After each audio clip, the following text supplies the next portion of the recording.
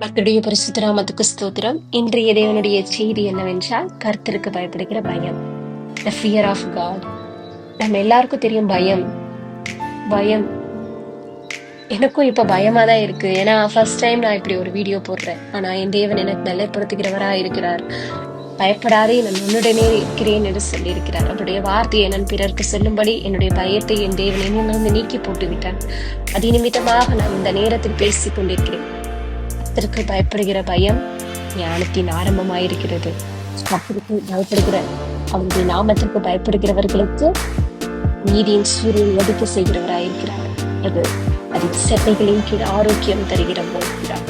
அதுக்கப்புறம் கொடுத்த கஞ்சுகளை போல வளர பண்ணுகிறவராய் காணப்படுகிறார்.